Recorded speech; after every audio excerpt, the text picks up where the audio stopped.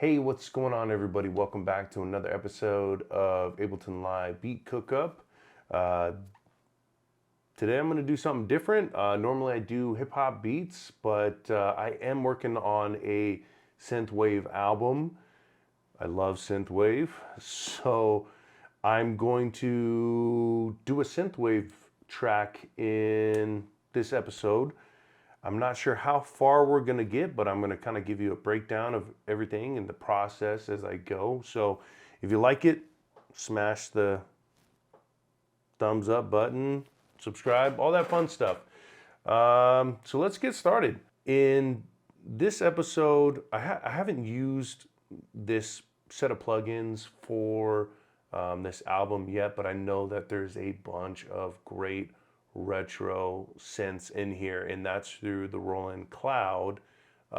In the genealogy, to kind of explain it, it has a bunch. It's kind of like Arturia V collection. When you open up Arturia V, you can sample through everything that they made instead of going VST by VST. I'll dive into, some tutorials and reviews on those later, but that's going to be our feature plugin for this episode. So the very first preset is Shine Pad. Let's see how it sounds.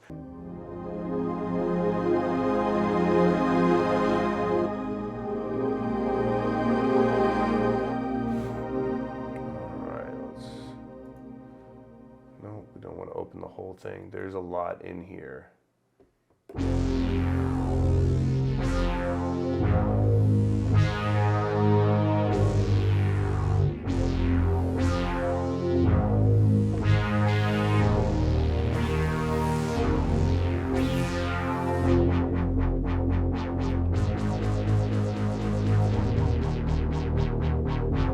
Okay, I kind of like where that's going. So when I'm making synthwave music, I like to hand do a lot of my arpeggios, but I also like to try to find like a nice intro sound. So there's a lot more intuitive as I'm building the tracks, but worst case scenario, we don't like it.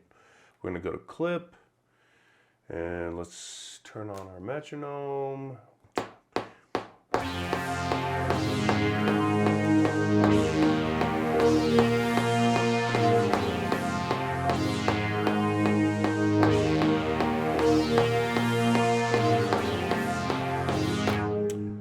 So I do like the sound of this. I'm going to duplicate it. And in this one, I'm going to drop it down. I'm going to copy everything, drop it down. We're going to go to F.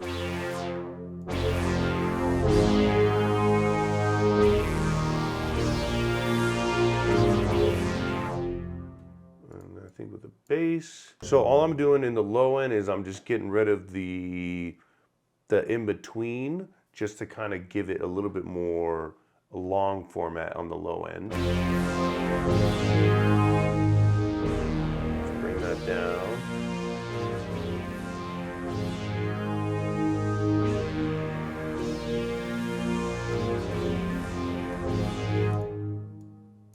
Okay. Let's duplicate. Now my recommendation when you're doing synthwave is keep to an older sounding percussion with your kicks, your snares, your toms. There's so many different ways you could do synthwave. It could be poppy, it could be very vibrant, it could be very dancey, it could be that traditional sound. Me, I like it a little bit more of like either an energetic, an epic, or a dark. But that's just my preference. So anytime that you're working on a track, make it your own. Take it, make it your own. Right now we're just building. So there's a kit in here that I really love.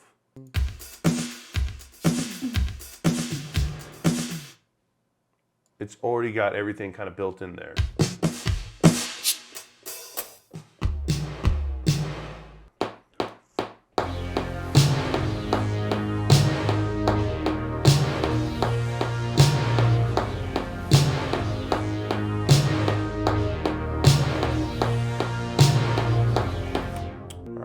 duplicate this.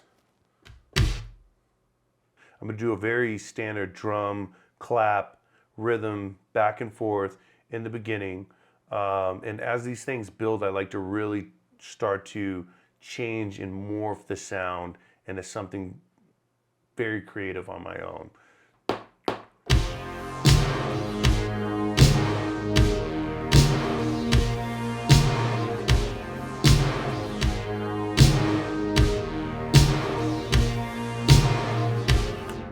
Pull up, make sure my velocity is all the same, and then we're going to start kind of mixing it down.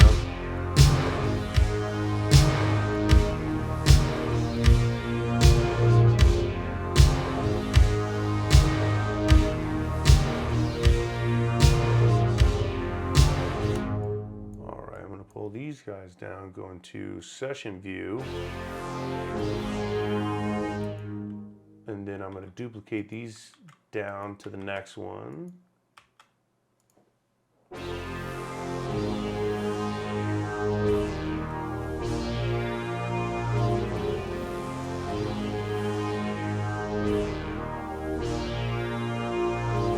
This is my intro. On top, down below, this is going to be when the beat starts building.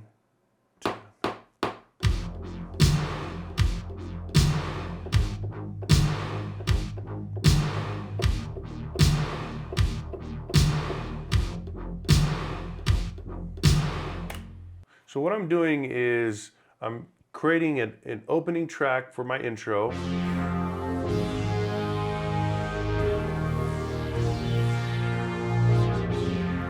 And then going into my next pattern as the beat transitions.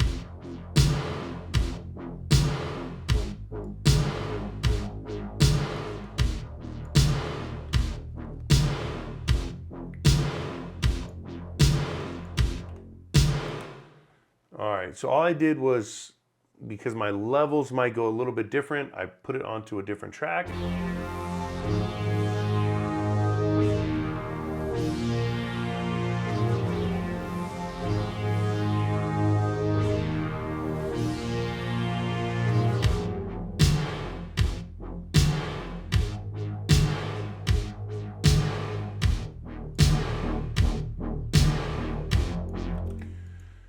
And another reason why I like to build this way is if you're using the same instruments and you're just kind of moving, or you're changing, not necessarily the sound, but the pattern, but you're still using the same instruments and you start to blend in more, it's going to be less of a shock when you start to make those transitions.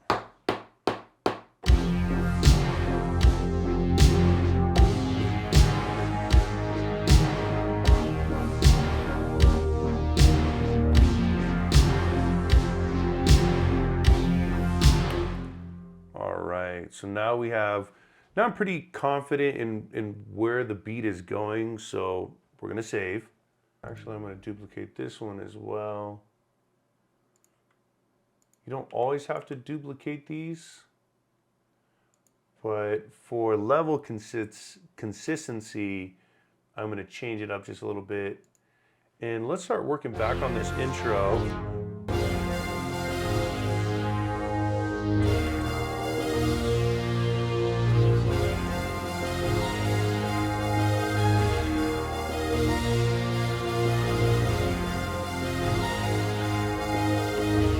Okay, all right. Just play until you kind of start to find something and record it. If it works, perfect. If it doesn't work, you can scrap it later.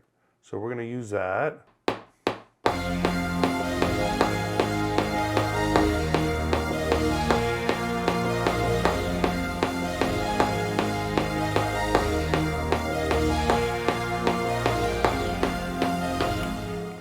And then metronome off, let's listen.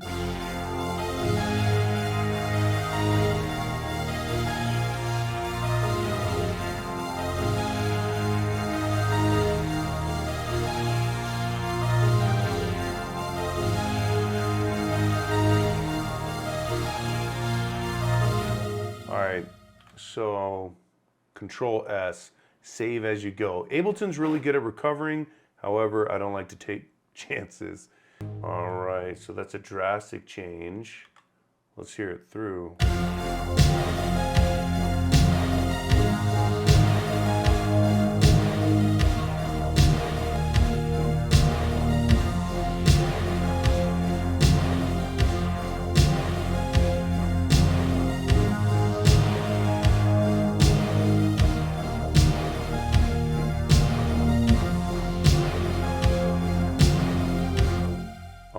We changed it up quite a bit, so let's do this. Let's go in there.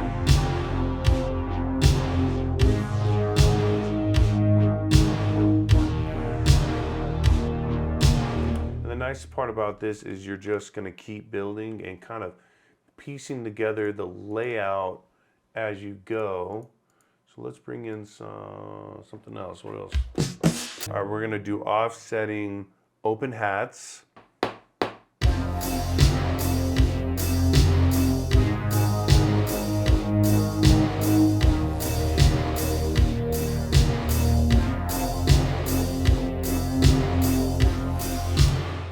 Want to double up on the snares.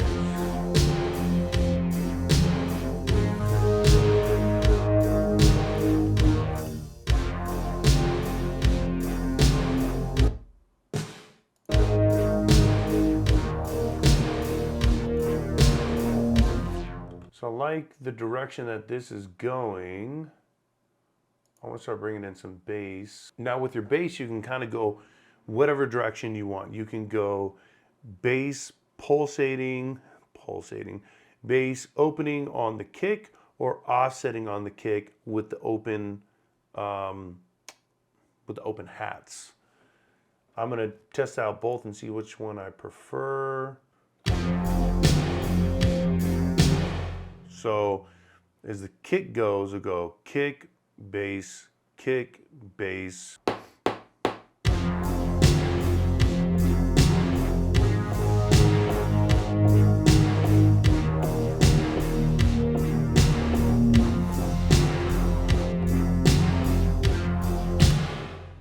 Now I want to start to figure out how I'm going to transition it again.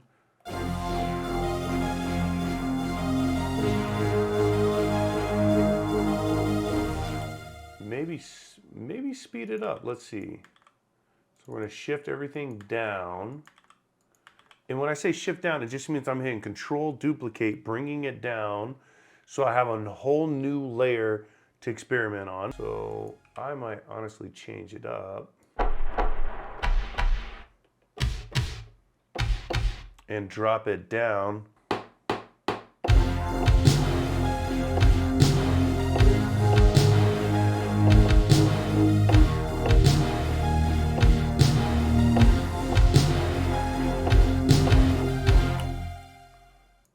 Move you up. Maybe let's change up the bass.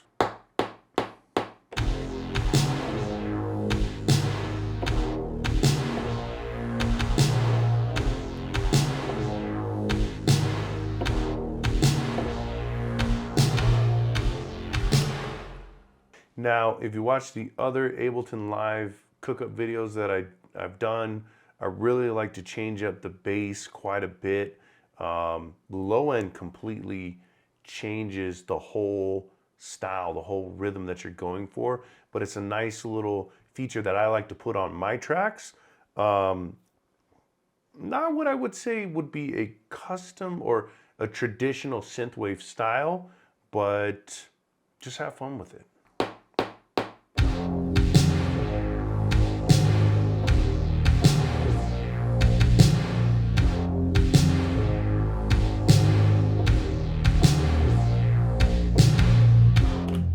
And all I'm doing is bouncing the bass. See if we found a place for this yet.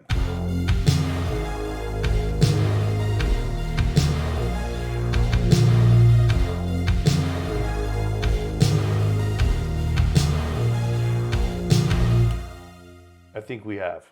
or actually we need to revisit this section, this second section, because we have an opening. And I think what we need to do is we need to put something in here to give it a little bit more of a build. And for that, I'm going to go to expand. I really like the pads in expand. I wouldn't call them necessarily synthwave like ultra retro, but they do have a really good sound to them. Especially for an intro.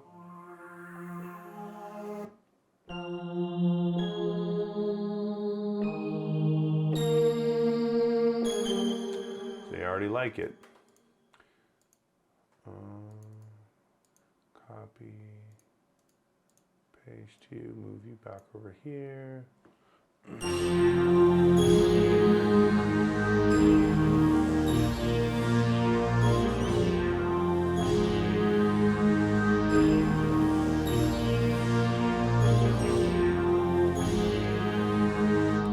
think I'm gonna keep it. I'm just gonna get rid of these and extend it. Might drop you down. Fill in that low end just a little bit more. I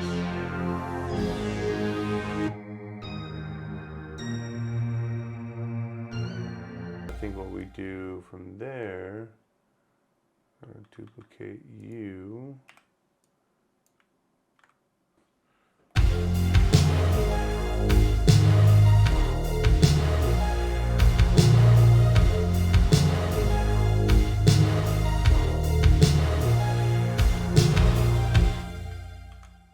All right, so from here, what we're gonna do is I'm gonna do a quick snap. All right, so we got everything labeled so we can start to know and understand what's going on. Let's take a listen through.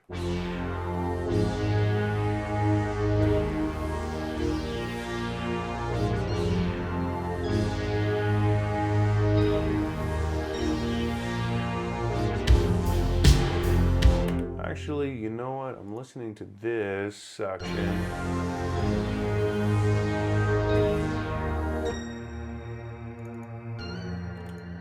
want to change that. I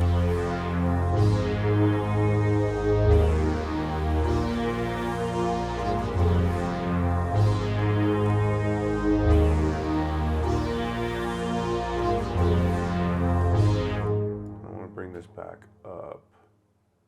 So let's go to F.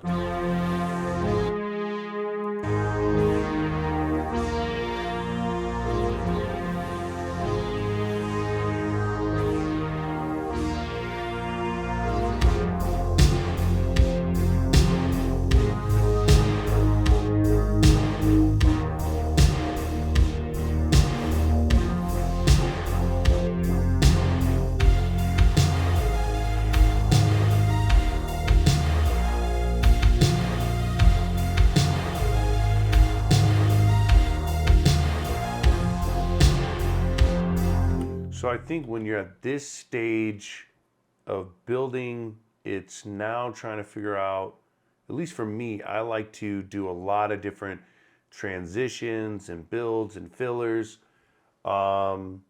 Something good that we can take on this second one. Cable guys have some pretty cool effects, so let's see what we can do with them. We're gonna go into Shaper Box. And let's just start with this one.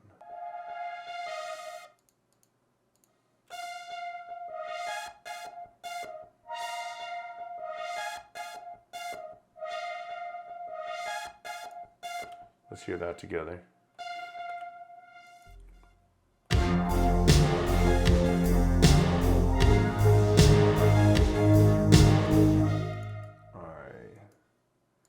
And for the fun of it, we're going to throw it, same effect. Okay, so if you noticed, I created a second track here. I'm going to do the same, this guy and this guy. And what I like to do is I like to call this FX. It's not going to affect those original tracks.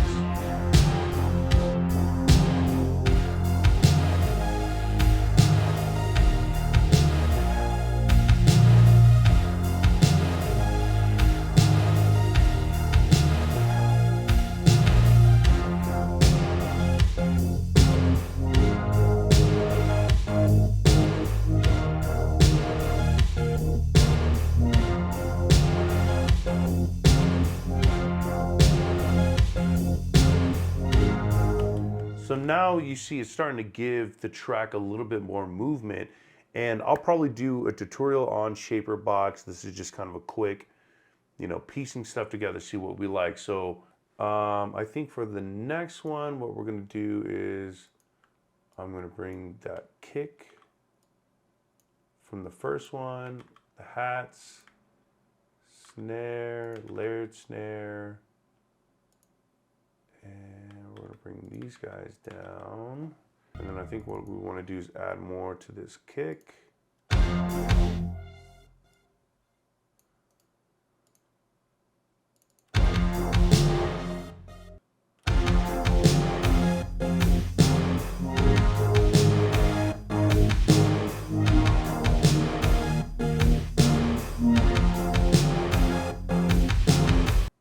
So we go.